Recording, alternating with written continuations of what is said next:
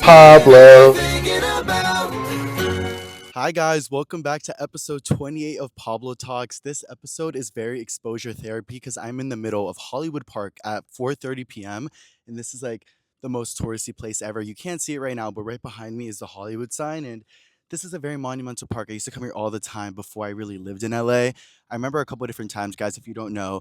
Before I actually lived here with an apartment, I stayed in a couple Airbnbs, and this was like one of the first like secret low key spots I found that not a lot of people knew about. And it still really isn't that known about, not gonna lie. Like I feel like it could be way more busy here, but this is a park that I've had like so many different experiences at and like so many different like Hollywood touches, and it makes sense because this is one of the only ones with the Hollywood sign that you could literally see it from like the standing ground. But one time I was here, I was sitting on the floor. This dog came up to me and my friend group peed on us, and then we realized it was Alexis Ren's dog. Another time we saw Jacob Elordi here walking his dog. I know Justin Bieber used to come to this park a lot, so this is a tea place, but I haven't been back in so long. And I brought my Jeep here. That was pretty fire. I feel like my Jeep has been seeing a lot of Jupiter. That's its name. It's been seeing a lot of things for the first time, and I feel like I'm seeing it for the first time too. All right. No, but literally, guys, I'm just like so happy with my car. It's so much fun. I went on a road trip this weekend with it to a Splash House, which I will definitely get into, guys. Splash House was definitely it was an iconic weekend. I'm not gonna lie. I feel like it's the festival that I've had the most fun at in a while because there was no expectations at all. One second. I needed to burp. But yeah, I saw this comment on my TikTok that was like, "Oh my God, Pablo, like, no shade, but like, does your manager not tell you anything? Because you're always saying like, oh, I don't know what's happening this weekend. I don't know who's performing this weekend. Like, let's go. Like, I've never been to Splash House, but let's go." Honestly, the truth is I just try not to ask because I feel like if I ask, then I'll think too much about it and I won't go. And that's something that happened with Splash House this weekend. I'll get into it, but. Yeah, so I went on a road trip to Palm Springs. My car was like perfectly fine, which felt so nice. And then after when I got back, I was so tired, but I was like, let me lock in. Went to the smog test, got my car smog tested because if you didn't watch the last episode, they didn't let me get it tested because I needed to drive it like 300 miles before they could actually check in California. If you don't know, smog test is an emission that they do for like smoke, motor, engine, something, something. And it's to basically make sure, I think allegedly conspiracy, don't quote me on it, but it's apparently to like make sure that like it's not releasing too much carbon dioxide into the environment or something and it's like not polluting. I don't know if that's true, but there's very strict laws about it in California. And yeah, so they didn't let me do it at first because in Connecticut, I got my engine fixed. They restarted something, which restarted the router. So I had to prove that it was like good. So I drove the 300, 400 miles on that road trip. And when I got there, he's like, it's passed. And I was so excited, you guys, because I don't know if you guys know, but my last car, Pluto, the white Nissan, amazing, still works really well, I should add. Um, it could never get smog tested, literally ever. And I've talked about this so many times, but I don't think you guys understand how much I tried to get that car tested. You know, I bought it in 2022 or 2021, sometime around there. $4,000, right? It was working perfectly. Then over the years, it was like 3 to 4 years perfectly. And then it started getting all fucked up. And I was like, bruh. And then I paid like $800 for the tires. And then I paid $800 for the engine to fix it. And then it still was fucked up. And then I paid $2,000 to get it registered because I had a bunch of tickets under it and I couldn't get it registered unless I paid off those tickets. So I paid like $4,000 after like 4 years of having it to get it fixed and clean. I go to the smog test. They're like, "Oh, you have to drive it 300 miles like they did with my Jeep." I was like, "Okay, I did it." Within like 20 miles, my check engine light turned back on. So it was never fully able to get registered. And every time I would drive, bitch, I'd fully get pulled over and they'd like let me go because they understood I had temporary moving passes. But bitch, I can't have it for like years. So it was time. So I feel so good to drive this car legally. I know it sounds crazy, but I really do. And my parents were even telling me, my mom called me earlier. She's like, "Oh my God, Pablo, like, I can't believe you actually have a car that's like you're able to drive legally." And I'm like, "No, I know. Like, it really gets there." And it's just a new era, and I'm very excited to see. I feel like now I can drive with no fear. I can drive with excitement. Oh my God, guys! Literally, somebody sat right in front of me, like where Drew is sitting on like the picnic table. I think that's so funny. But yeah, I'm excited to see like where that can actually take me and everything like that. So yeah, the guys, basically this weekend when I went to Splash House, if you guys don't know what that is, it's like a music festival in Palm Springs, and it's like a very different one because I feel like most music festivals are like in the desert or they're like in a city, but this one is like in hotel rooms, which I have no idea how that even fully works. It's three hotel rooms in like the main area of Palm Springs that all completely like deck out for the weekend and completely designate themselves to this festival. So the hotel pools become like DJ sets. At night, all the hotel rooms are open and people are able to go like in and out of them.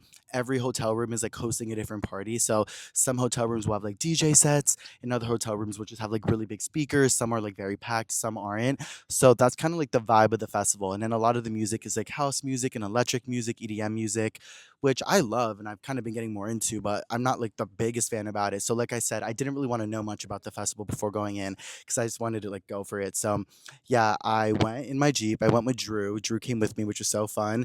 Drew was on like a 30-day sober narrative and like sobering up and everything. And he did a long time and he went to the gym every day and everything like that. And then he had plans to like black out this week. And I'm like, wait, bitch, if you about to black out, like you might as well like come with me to this fucking thing. And he's like, okay, yeah, like let's go. So we took my Jeep. We went on a 3-hour road trip to Palm Springs, you guys, which mind you, I have not been on a road trip in so long because I don't really enjoy being in the car recently. You know, when I had my old car, there were so many issues with it. And then even before that, I was driving it all the time doing Instacart and stuff. So I just always felt like I was never enjoying being in my car. But me and Drew were talking about it. Like I actually enjoyed it. We went on a 3-hour drive. We went from like maybe 1 p.m. until like 5, 6 p.m. So like you could see like the gradual sunset come down. It was so freaking pretty. But something that did happen is I got pulled over on the way to Palm Springs because they thought I was drunk driving, which is actually crazy, you guys. I would never be the one to drunk drive. I never, one time, I'm not gonna lie, one time, you guys, I got in the car with somebody who was drunk without knowing. It was one of my really close friends in college. We went to a party in the hills. It was like when we were first tapping into like LA culture and everything. And one of my old friends, he would always show off. Like whenever we'd get in his car, he'd have a bunch of like a Balenciaga bags like sitting in the back. Or like whenever we'd bring like an influencer to the car, because you know we were starting to kind of like get in the scene and bring people around, he'd always bring up how like his parents were this and had a mansion and rich and this. So he was like one of those friends. And you know, in the beginning, when before we knew what really mattered, like it was like T, we're like, oh my god, this guy's so cool, like he's paying for our food and shit like that. And then one night we had a party and he's like, oh my God, guys, like I just got like a brand new red Tesla. Like he had a red one, a blue one, and a white. I literally think he had three different colors. He's like, oh, I just got the new color. Like I really want to bring it to the party, da da da. And we're like, well, no, if you're gonna drive, like let's just Uber there. And he's like, oh no, no, I won't drink. I won't drink. If anything, I'll have like a drink before we go, and then blah blah blah blah blah. So we're like, okay. So we end up Ubering there, but we know that he's gonna drive us home at the end of the night because he's bringing his car. So at this point, guys, we're at this party. This is the party I met Jordy and Terry at, which is so funny. I brought my sister with us. I literally brought my sister from Connecticut to like show her this fun time in LA.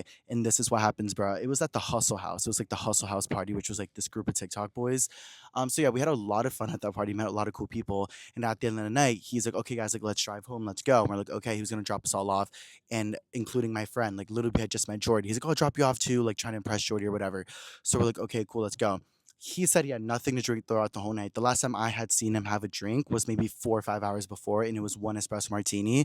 And I was already drunk on myself. I was with my sister. We all get in the car.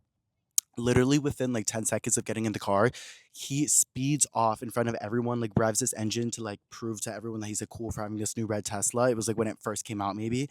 Bitch, tell me why he speeds so fast, hits a speed bump. We don't even have time to put our seatbelts on. We all bump up. My head cracks the ceiling of a Tesla and I get a concussion. Like literally because he was drunk driving. And that's when we realized he was drunk driving. So we all got so upset with him. He ran out of the car. We thought he was gonna come up to like us and be like, are you guys okay? He literally was like, my car, oh my god, my car. Like was so sad about his car. Mind you, his parents bought him a new one the next day because he was so rich. And we're like, oh my God, he did not care literally all about us. So yeah, going back to what I was saying, they thought I had a DUI and I have a good experience. I will not do that. I will never drive. Anyways, so basically, we were driving, me and Drew.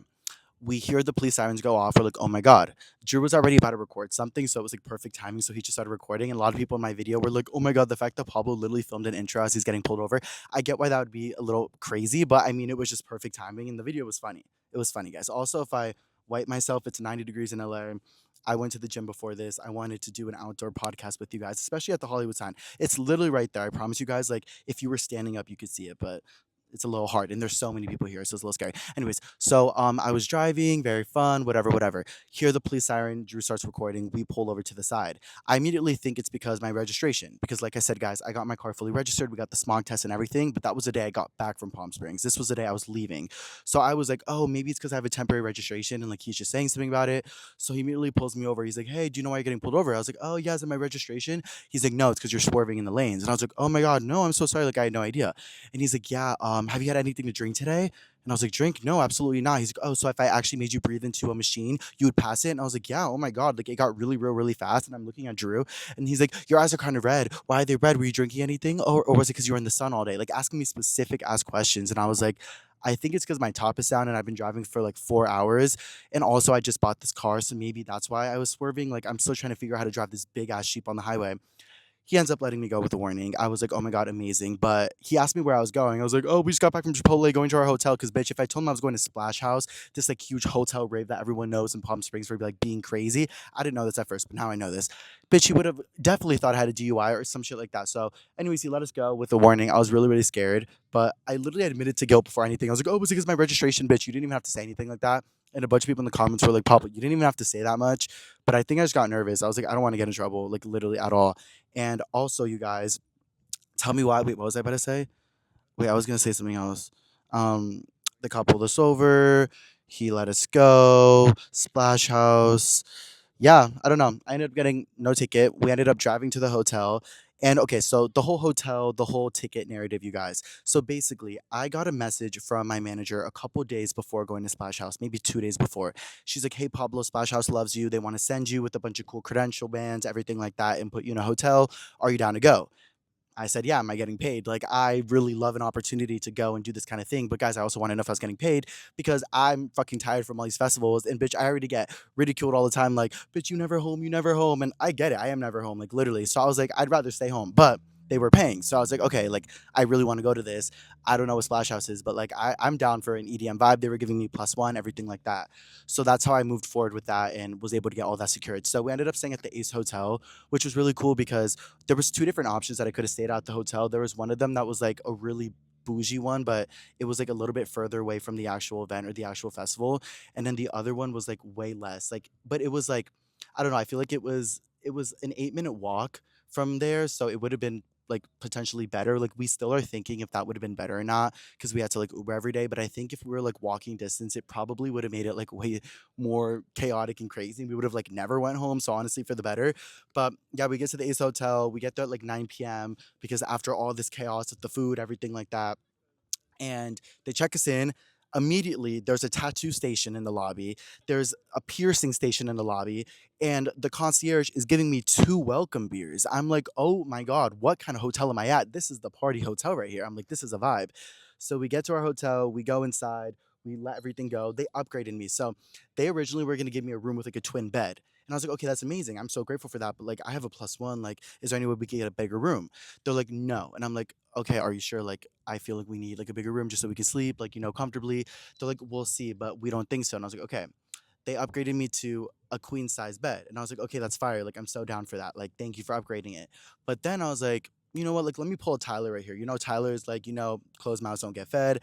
Every time I do make a video of a hotel review or tour or something, it's always getting like 15, 20K. So I was like, I feel like I should do that. Like, I feel like I could actually like offer something. So I offered and I sent just like a link like to all my different videos that like have performed really well for the hotel, bruh, and tell me why. Literally, it worked. I got to the hotel. It was like this big ass room with all these beds, this big ass balcony, everything like that. And I was like, wait, that ate. That really ate, and it worked. So he was right. Closed mouths don't get fed. But we literally just packed our stuff down, and then we started to head over to the first afters. If you guys don't know, this festival has things for 2 or 3 nights out of the whole entire time, which is afters. And you would think it would be open till like 5, 6 in the morning, but it was actually only open till 2 a.m. So I'm like, why is it called afters? But it started at 10:30. It was like this huge warehouse at the Air Museum in Palm Springs. So basically, it's like all the really cool niche planes and everything like that all around. And every plane is like a different DJ set with like a really big DJ. So I was under the impression that Chainsmokers was going to be performing at one point, and that's why I was very excited to go, honestly. But he did not perform. That was the weekend before. There's 2 weekends of it. My weekend was like Cascade, Gorgon City, Goodfella, Prospa. There was a lot of big ones that I didn't know really until this weekend. Like I knew of them, but I didn't like know the names. And I feel like that's always my favorite part about going to a festival is that like you get to just like actually listen to different music and like learn everything like that.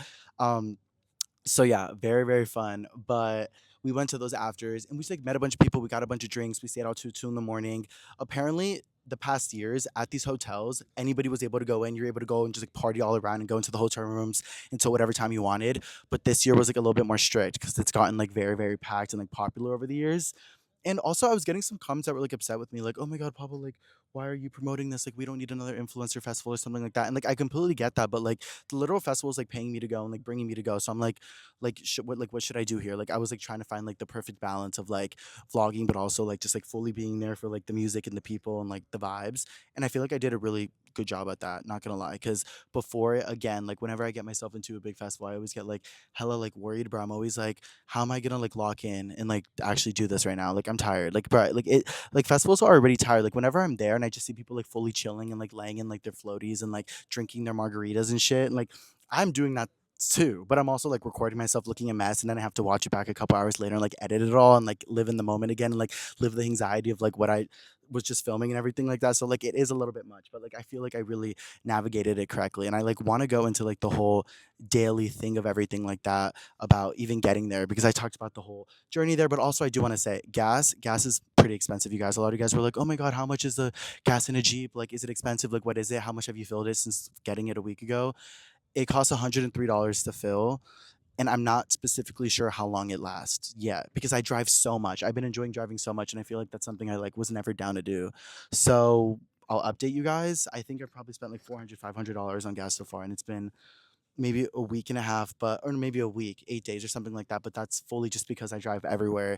I had to drive the 300 miles to get the smog test and everything like that. But okay, so yeah, day one, we got there 9 p.m. We went to the hotel, settled, went to the afters after, partied all night, listened to people, went to the DJ set, so much fun.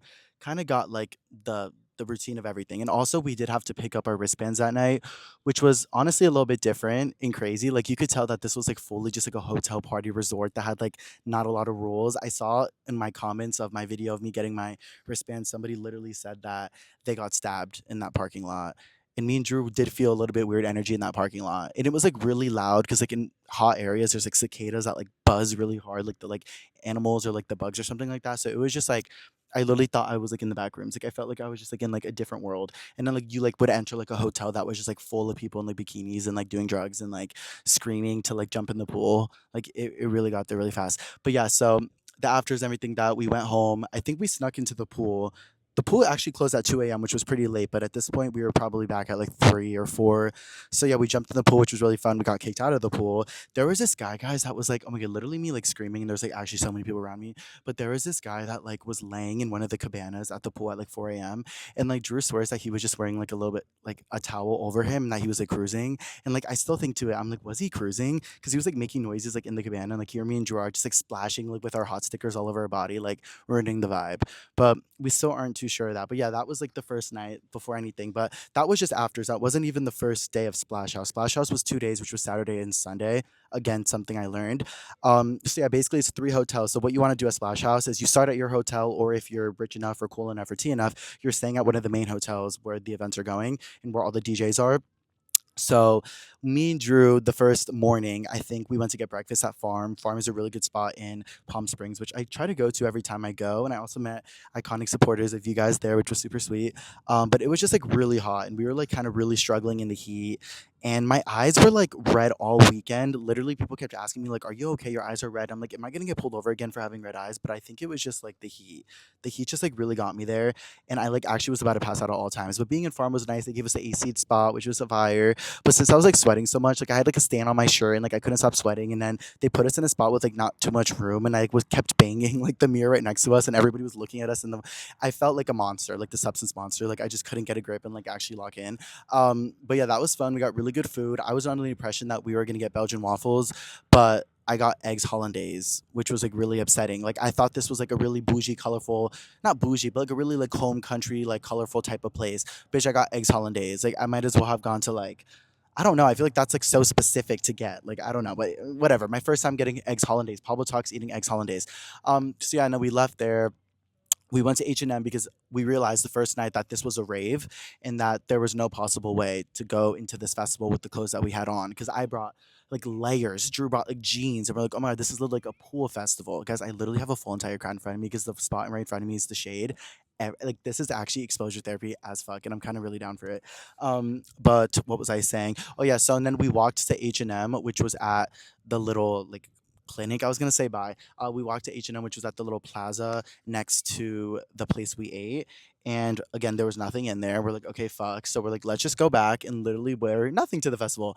So we went to the house, we smoked a little bit, and then we literally just put on our bathing suits. And that's what I learned throughout this festival. The less you bring, the better. Because, bitch, we brought a shirt the first day. Both of our shirts got stolen. I brought a blunt. My blunt got stolen. People steal at this festival. I'm like, there's a helicopter. They're like shirtless man causing a scene at a public park. Bye. Anyways, so yeah, the first day we took an Uber. We went to, I think, which one did we go to? Oh, we went to the Cigar, which is like a really colorful hotel. Apparently, it's like where most of the gays stay at or whatever. Guys, that shit was actually crazy. We were literally like in this pool that was completely packed to the brim. There was like music playing all over the place. Chris from Love Island was there. He's literally everywhere but playing balls overseas. It was actually so funny. Um, yeah, we just had a fun ass time there. Like, guys, I literally like me and Drew. You can count on us to just literally just splash into the water and take shots and meet people and hang out with people and just live our best lives. Like, it was actually so much fun. And then we continued that for the 2 days. We just would go from hotel to hotel, hopping to different DJs and pool sets and meeting new people. But I would definitely say the second day is where shit got pretty crazy. I'm not gonna lie, guys. I mean, not crazy for me and Drew per se, but crazy for the general vicinity because, bitch, I saw some shit. I really saw some shit in this hotel, and I swear, like, I don't know what was going on there. I think this festival is a little bit crazy people, not like in any judgmental way, but just like people that are more down for shit. Because okay, so me and Drew the second day, like we're going through the whole festival, like going through all the hotels, just having a bunch of fun, getting drunk, meeting people, everything like that. Guys, at one point it was so awkward because there was this girl that we met and she had a whole roll of stickers. And I remember Drew gave her like his little rubber ducky that you could like hold your drink in the pool. So in return, she started like putting a bunch of hot stickers all over us. Listen, I don't remember specifically how it got there or not, but I remember I put a hot sticker on my ass for some reason because we had it everywhere. And then I jumped in the water and all the stickers started moving around and sliding everywhere. Or I don't fucking know. But when I got back, guys, I was fully hooking up with like my side, and he saw a hot sticker on my ass. And he asked me why was there a hot sticker on my ass, and I was like, "Oh my fucking gosh!" Because I know it was nothing bad, but at the same time, I was like, "That is so awkward." Like, of course, I would have a hot sticker on my ass. Probably like, "Are you serious? You have a hot sticker on your ass?" When you like, it just really, really got there. Now here I am being like, "Yeah, like I just had like a really good work weekend, and like I like got to learn about myself and like some music." But you have a hot sticker on your ass. You're an embarrassment. Anyways, so yeah, I remember that girl did that, everything like that. And then me and Drew, we went outside to go smoke a cig or something like that. We didn't realize that we literally walked out the main entrance and we got locked out of this festival. All of our stuff, our sandals, our shirts, our blunts, everything that was just sitting in the little area next to the pool that is filled with thousands of people, mind you, we left our stuff there. So we tried to get back in. There is now a 2 to 3 hour line because we got there at the perfect time. It's the Renaissance, which is like one of the T hotels. It was like the last one where Prospa was going to perform. So we were really excited. We got there a little bit early that day because we didn't want to wait the line outside. Yeah, no, we had to wait the whole entire line again. Me and Drew were like so drunk, meeting people. People were like posting videos of us and TikToks and being like, "That's Pablo." I'm like, we literally had no idea. Like, we were like literally so drunk, not in like a bad sloppy way, but like we were just having a key. Like, it was so much fun, and we have like hot stickers all over us, like looking like a mess. But yeah, we got back inside finally. Went to go get our stuff. Everything was stolen. We were like, "Oh my god, how is this possible?" Whatever. Let's just jump in the water. Now we're in the water, which I do think about it now. That was probably disgusting water, and I'm a little bit scared about it. It felt like Vegas water, and people always know not to get in Vegas water. I don't know. I don't even want to think about it. I was just having fun. So I'm not like regretful about it, but sober Pablo would have been a little bit more aware of like, Pablo, maybe you don't get in that water. But yeah, it took like four everything showers since getting back. I went in the sauna a couple times, water cleansing myself. So I just feel like at this point I have to be a little bit cleaner, right? It has to get there because that is like so terrifying. But yeah, the whole crazy shit happened when at night. Okay, so the last performer happened. We had such a fun time, guys. It felt like I was in Project X in the water, drunk, like jumping around, like water splashing, so much fun. I literally tell Drew, I'm like, Drew, like, let's go party. Like, we're in the hotel right now. So I feel like there's a big chance that since we're already in the hotel, we can just go straight to the hotel rooms and party in it. Because we know that this year it's hard to actually get into the real hotel rooms. We could go to downtown to the clubs, we can go to some after parties and other places, but you want to be in the hotels. That's where the fun's gonna be at. And it's the last night. So Drew's like, okay, let's do it. We try to get to the hotel rooms, they're not letting anybody in. We're like, oh my god, is the night over? Like, no, we did party a little bit the day before in the hotel room, but it was during the day, so it wasn't as like everybody was at the pool and at the DJ sets, but we were at night, so we wanted to be in it like during the heat of it all. They didn't let us in, so we're like, we heard the Hilton, which is another main hotel. We heard it's pretty easy to get into, so we Ubered there. We get to the Hilton. And we get let in miraculously because somebody opened up a side door right when we needed them to, and we got inside, and it was so fucking fire. and we walked into a whole fucking insane production of DJ sets and different because imagine like four hotel room floors, right? Every single door open, music blasting, people in each room blasting, drinks, people offering drinks, people having like rave totems and rave big stuffed animals and balloons and stickers and everything like that. Like a fucking rave. It was insane, but so much fun. I heard Trinity and Bryce from Love Island were there. We also saw, Chris from Love Island. So a lot of Love Island people were there. But it was actually so insane, you guys. So I think the first hotel room we went into, it's because our phones were dead or something like that. So we went, we asked if we could use their chargers. They were like, yeah, of course. So we used their chargers, and then they started offering us shots, and we're like, oh my god. Next thing you know, there's a DJ set in there, and some guys like, oh my gosh, like GD's in here. Oh my god, Pablo GD's in here, and I'm like, I have no idea who that is. It's apparently like a really big DJ, which is fire. But I'm just like there, like dancing. There's like a John Cena guy with like one arm and one leg with a bunch of stickers on it. And I'm like, woo, like spinning in the air, literally a mess. We're having way too much fun in there. I'm not gonna lie, guys. Like we're starting to like meet people, and mind you, everybody in this room is either like a 45-year-old white woman or like a DJ that like is literally on planet Mars right now, like on some kind of drugs. Like there was like no like stability there, no base ground. So me and Drew just kept looking at each other and being like, this is so funny. And our phones were charging. So like it was like the perfect situation. So at this point, we're really trusting all these people. We're having fun. Our phones are charged. We're like, let's go to another place. We leave, we go to another place, we're meeting new friends, everything like that, just going around having fun. And at one point we're like, oh, we should go back there. Like we felt safe with them, like they were fun, like they were a keep. So we go back into this room. There's like a big alien in the front. And at this point, everyone's just like fucked up. This girl has a pen. She's like, do you want to use my pen? I'm like, yeah, sure. I'm using her pen. Fire. Guys, it's the last night. I don't know what gets into me on the last night. Every single last night not, no, that's not true. I've really only done it. Like, when's the last time? Well, I did rooms at Coachella, and then I did like a little bit of like Ollie water last year at Coachella, like the last day. But this year I didn't like I don't do drugs or anything like that, like really ever. And this guy, he's like, oh my God, Papa, like, do you want like a Molly gummy? And I'm like, no way. And he's like, yeah, do you want a Molly gummy? And I'm like, you know what? Like, I will take a bite. I will take a bite of that Molly gummy. So I took a little bit of that Molly gummy. Next thing you know, I'm laying in bed with Chelsea, this white 45-year-old woman from like Nebraska, wearing these light up glasses, holding up John Cena in the air as Drew was like dancing and vibing in front of me, and GD is playing on the DJ set. Like I had no idea what was going on, but I wasn't like tripping at all. Like I wasn't like whoa. Like I think it was just like it was definitely like micro because I only took a tiny ass little bite from it. But it like heightened. It was just so much fun, and I was having so much fun with Drew, and we were like going all around and just like meeting new people, making new friends. But we stayed in this room for a while. Like it was fine. But the one of the reasons why we left, not one of the reasons, but it just got there. So we're outside on the balcony. They had a balcony. This was one of the main hotel rooms. So it's a vibe to have a balcony out here, you know? We're all here, we're vibing, everything like that.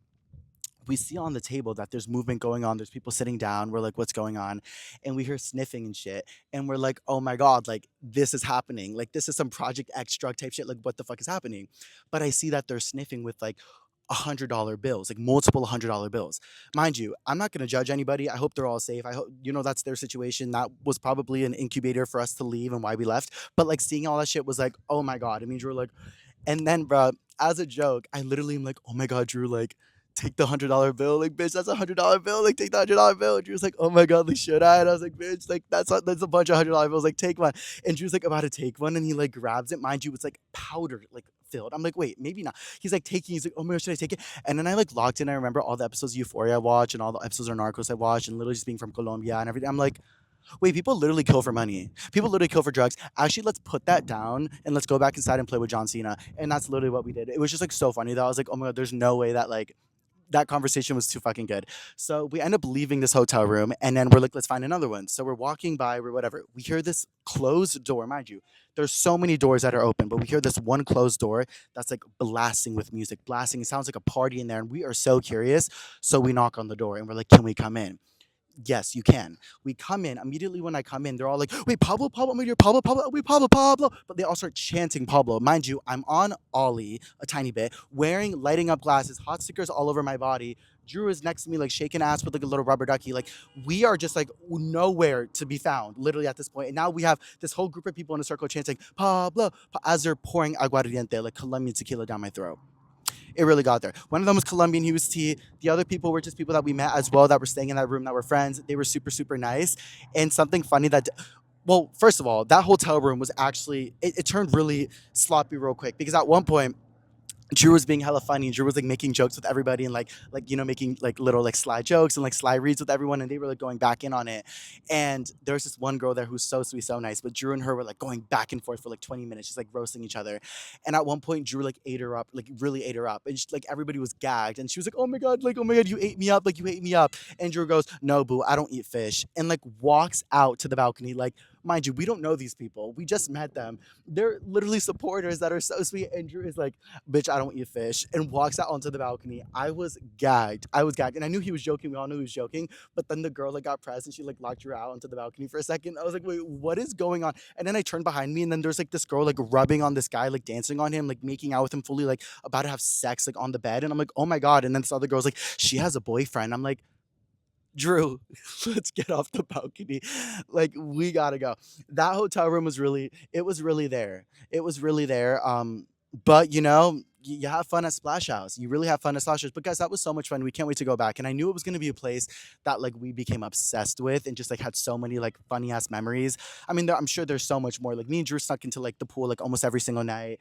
Like bitch, like when I never get too drunk where I'm not like able to function or manage myself. But like being on like a little bit of Ollie, like guys, it was a gummy and I took literally like a fourth of it. Like, you know, I deserve that. You know, I deserve a little fun time and like to be a little silly and goofy with my glasses on because I'm never really like that. And it leads to a lot of lore. It's a lot of stories. But guys, I cannot emphasize how insane all these pool festivals are. Like going from each festival set and then going in during the day, and the whole DJ pool set is filled with like hundreds of people. And then you can go back and forth to all of them. And then at night, everyone goes into the hotel rooms and rushes in their parties until 6 in the morning. Like crazy. Not even Coachella, not even Lala, not even Lightning in a Bottle, not even Portola, not even Outside Lands, not even, I haven't been to Portola. I don't know why I said that. Literally none of these festivals have ever been like that. So, Splash House, you will be missed. And I literally will go back. And I met so many amazing people and you guys, and I had so much fun with you guys. So, thank you guys so much for always being so supportive. And I just had the best fucking time ever. It was so fucking fun. Did I miss anything about that? No, I think that was mainly the Splash House shit. The money thing, hot sticker on ass, yeah. No, yeah, that got there. There, I was gonna say, like, people were saying at one point, like, oh, is this like the gay shit? Like, are there a bunch of gay people? It was like mainly straight people. I feel like it was like very half and half. Like I feel like I don't know. Is there a festival mainly for the gays? Out loud, WeHo, I right? No, I wonder if there is. Like, if there was, bitch, like it would consist of like dark rooms and shit, which I need to talk about, guys. I just listened to Just Trish on the podcast, and she was talking about dark rooms in LA and Hollywood and all that. And Oscar was talking about how he just met up with one of his friends and he immediately got into this lore how he was at a rave and then he went into a dark room and he got naked and went on a swing and got fucked by like seven different guys. And apparently this is like something normal that's been happening in LA recently. Like I've been hearing all about it and like I've been like literally like I've heard people be like, oh yeah, like are you gonna go to a dark room, like the new afters? I'm like, what are they talking about? I guess it's normalized now, and there's this dark room after party in LA where there's a swing that you can sit on and get fucked. That is very fucking terrifying. I have no idea what the fuck is going on in LA. We have lost the plot. Honestly, like love, like sexual identity and freedom, but bitch in a dark room. Like, are we serious? But I feel like that's kind of more normal in New York. I feel like LA, like that used to be normal and shit, but now it's only like it's like the weird, like scary shit. Like, you know, but like I guess it was kind of normalized at one point. Like, why can't gays get off? I don't know, guys, but I heard a lot about that, and I thought about that. I'm sure there was that kind of situations at Splash House. Bitch, literally even seeing like those two people basically fucking on the bed, like as like Drew was like calling this girl a fish. Like I was like, there's definitely a threesome, orgy, dark room, something going on in the vicinity. I can smell it. She's not. He doesn't eat fish. I can smell fish, and bitch, something was going on in that vicinity. But yeah, so that was definitely really funny. But speaking of like the gays and the culture and the dark rooms and all that, guys, I feel like I genuinely am. All right, I'm like talking about this whole crazy weekend at Splash House. I'm like healing and I'm like becoming more wholesome. I definitely am. Every time I go to a festival or an experience where I drink or party or anything, I always leave feeling like I cannot wait to lock in. I have my car here. I cannot wait to get my new apartment. I cannot wait to continue my credit. I cannot wait to drink more water. I don't have much going on this month other than Tara's wedding next week, then my best friend's birthday, Indy, then my birthday party, then my birthday trip, then my other friends' birthdays and my other friends' birthdays, and then it just keeps on going. And I know at one point Tyler's birthday, so it just keeps kind of, yeah. So maybe there is a lot that is going on. Yeah, I still don't know what I'm gonna do for my birthday. I've been looking into venues and everything like that. This really cool venue in LA reached out. Their venues are typically like $10,000 $15,000 to rent because it's on the rooftop of LA. It's super cool, super vibes. But I obviously am not gonna pay $10,000. My budget was 3,000. They told me that they could do it for like 3,500 security deposit. I'm like, I appreciate. They're like, oh, we want to host you. Just pay 3,500. Like, I'm like, wait, what? Like, I don't know. So, yeah, I don't know what's gonna go on with that. I'm still in communication with the party project planner, and we're gonna see if we can find anything else. He did say that he found like a tattoo artist and found some vendors, which is nice. I need to lock in, you guys. Need to lock in with my birthday plans if I'm gonna go on a birthday trip or not. But I am gonna be a little bit more real with myself this year, and if I don't have the energy to go to a birthday trip or to travel to fucking, so I'm not gonna force myself just because I know it's good content or just because I know I should probably do it. So we'll see. I really want to do a party though, and I feel like I deserve it. Like that'd be really nice, and like, like a day to celebrate Pablo. Let's not say. And I am gonna like invite 30 of you guys. I've always said that. Like I want to bring you guys as well to my birthday because guys, I'm gonna be 25, and I like still don't know how to feel about it. I really don't know how to feel about it. I really want to get to a spot where I feel my age and I feel secure and I feel confident, but I think that never comes. Like I always say, like, when I get a new car, I'm gonna feel so T. I have my new car and I still feel a little bit like a mess. I'm like, okay, now I want a new apartment. I know when I get a new apartment, I'm gonna be like, okay, now I want new this, new that. And like that's just kind of how life goes. So I have to like chill. And that is why I'm sitting in a park shirtless because it's like, life does it's really doesn't matter. Like I was thinking like, should I film this in my apartment? Then I'm like, I don't feel as good in my apartment. Let me do it somewhere else. It's really not that serious. And I was on the phone with my mom earlier and she's like, Pablo, like don't get an apartment. Like don't make your spouse spend $4,000 a month for an apartment. Like that's not worth it. Like for an apartment you're never even at.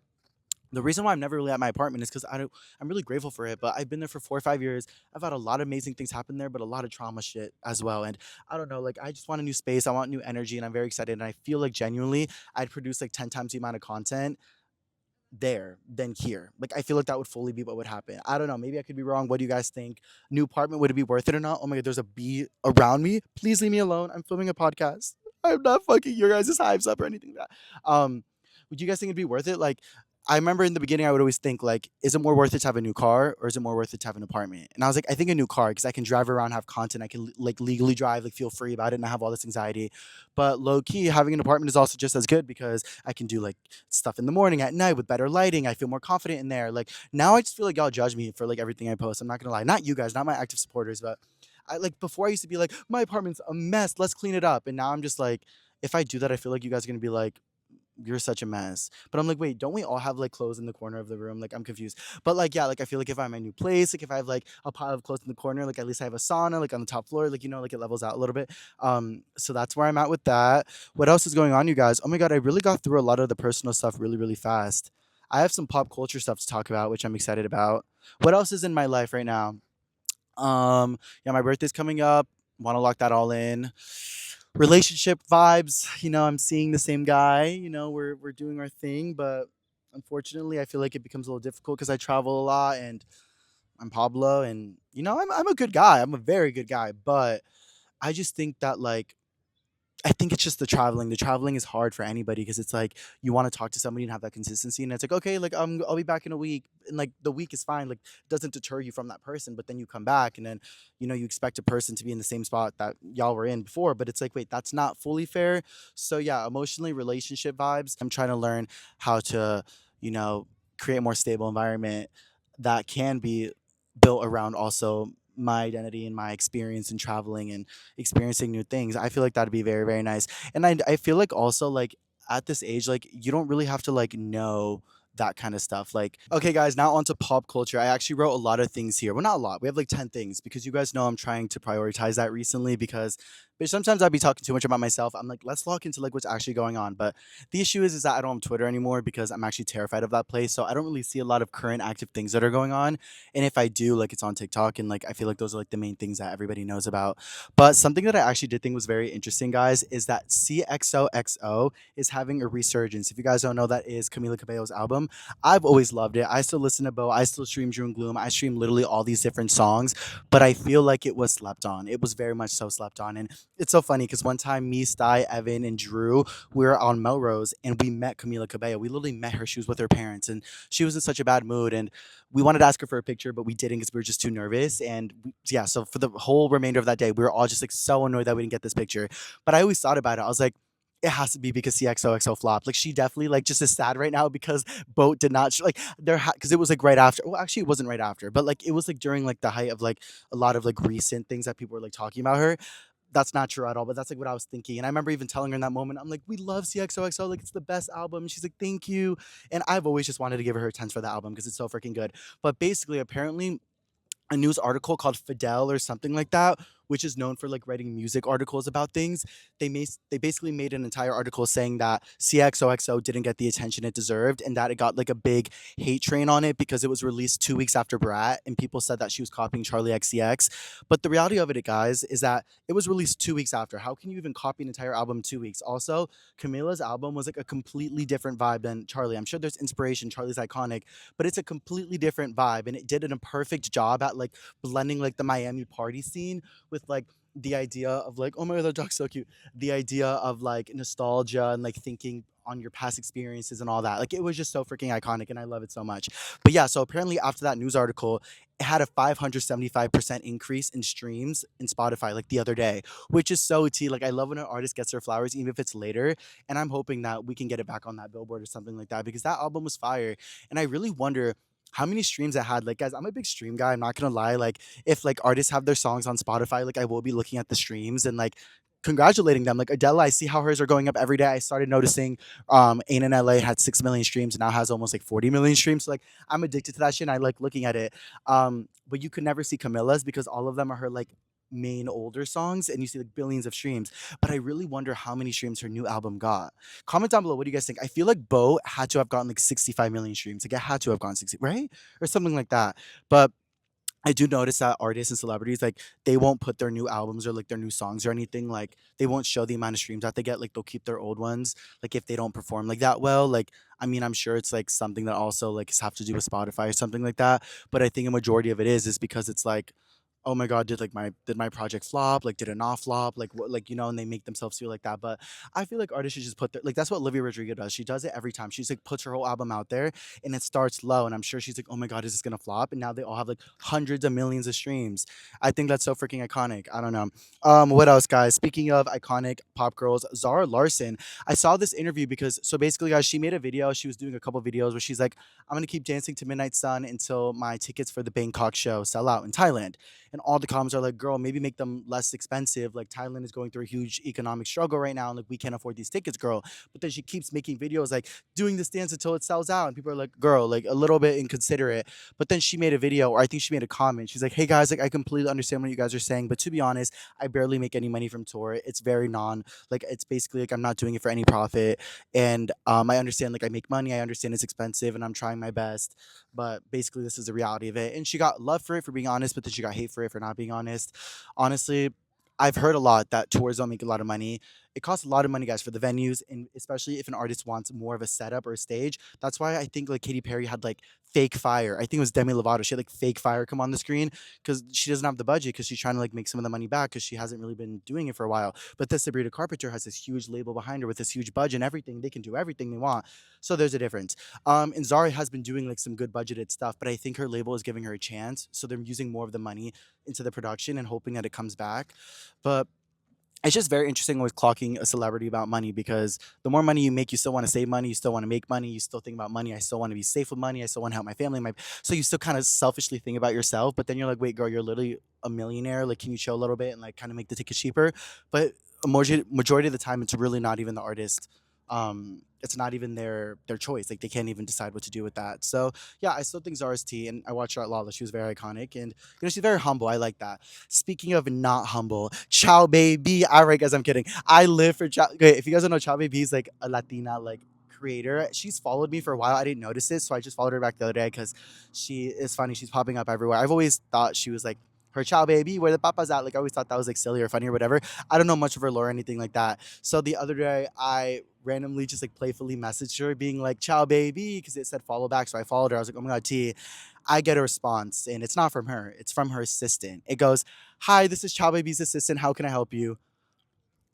Girl, imagine if I responded, "Hi, this is Pablo's assistant. How can I help?" Like, bitch, we just keep going back to the assistants. Like, girl, like, no shade. Like, I know that was Shaw maybe like copy and pasting that message, like, as she should. Or if it wasn't, if she has an assistant on her account, maybe that's why I'm behind. Maybe I got to get Drew on my fucking page, like, responding to messages or something. No, I'm kidding. All right. But no, I think she's a really funny. I didn't know she was so young, though, and like, she's so successful. So that's super cool for her. But I thought that was so funny. Like, as she should. Like, this is her assistant. How can I help you? All right. So funny. What else is happening? Cat's EP came out. That was fire. It's called Wild. I love Cat's Eye. I'm a little bit sad Sophia left, and I really think Sophia has to come back, or else they don't really have that much of a chance. Like the girls are all extremely talented. They're all good, but I just think in terms of the group, in Hybe and Geffen putting so much into the group, and it's just getting like too messy. Like they all deserve to be solo artists at that point. Like I don't know, but I heard Adele in a recent interview being like, "Yeah, it was sad that I didn't make Katseye," and the interviewer was like, "Oh, how do you feel about it? How do you feel about the girl's success?" But she's like, "I honestly think it's better that I can make my own music and not have to decide with five other girls or have a huge label decide for me." And I was like, "Oh, gag." And then I saw that Laura, she finally wrote a song for the EP. They finally let her write a song because she's a producer, and they didn't even put it on the main streaming platforms. Like they only put it as like an exclusive song for like the vinyls. And I was like, "Huh, that's interesting." It's called "Unlove You."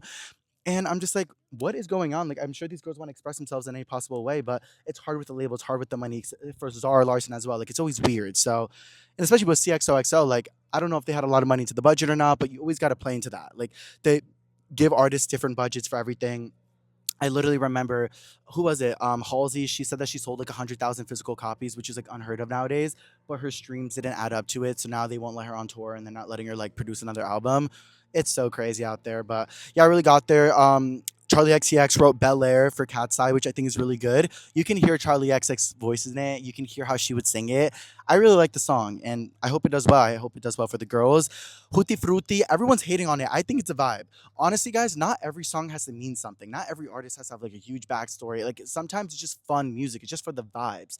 And I think Katsai's just doing it for the vibes. And every vibe on each of the songs is different. I think that's what it is about. It's just about like this wild album that doesn't really matter. It doesn't have to be this formatted consistency to it. Like, why can't they just make fun songs? And if they flop, they flop. And if they don't, they don't. Did my laptop literally die? I think my laptop literally died, but it's okay.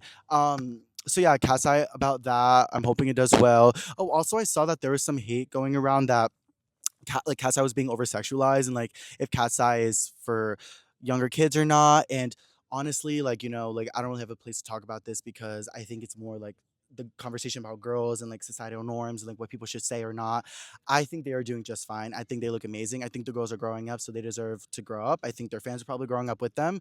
I think that realistically, like I heard Oscar from Just Tris say this on his podcast, and he was saying like like I was singing to Loosen Up My Buttons, Baby by Pussycat Dolls when we were like 8 years old. Like, hey, like you don't know at all what it's about. It's just like the vibe of the dance. So I don't think the girls are like doing it for any specific deep Like I think they're just growing up and I think they're advancing and their music is tea. And I do see how they're like their music is changing. Like it went from touch to hootie fruity, but as long as they're happy, as long as they're vibing, I think it's a vibe. I think it's a key. So yeah, that's a fun, good music vibes. What else is going on, guys? Oh shit, yeah. There's the Hayden Pet. Guys, I always say her last name wrong. Hayden.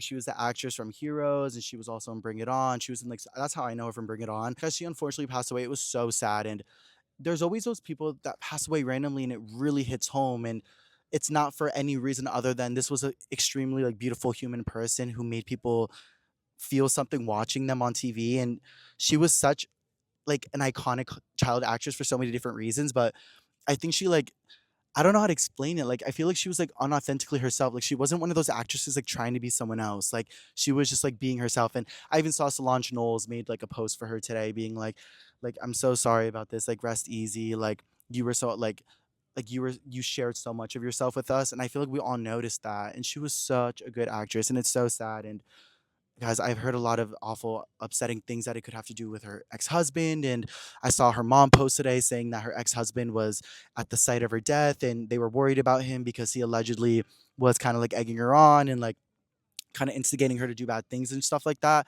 I think that's so sad and so awful. And whatever happens, like, I really hope like everyone's able to heal from that because I know her brother also passed away and she had an issue like she had a lot of problems with that and like she struggled a lot. So rest in peace, Hayden. Like literally from what I knew her from all of her shows and movies, she was so fun and bubbly and silly and cute and I loved it. And I think Hollywood literally fell in love with her. And it's so sad and upsetting how a lot of these Hollywood child stars go through so much disgusting, upsetting things. And it needs to be talked about more. And I definitely think it is. But there is so much uncovered, I feel like maybe people aren't talking about. And I also saw that she literally just released her memoir about like all the awful things that Hollywood did to her and how she used to go on these boats and these big Hollywood actresses and rich people would make her do awful things. And this needs to be looked into. And it's such a, I really hope, and I really think it's not happening as much in Hollywood because there's a lot more protections and people are unfortunately more aware of these really scary risks.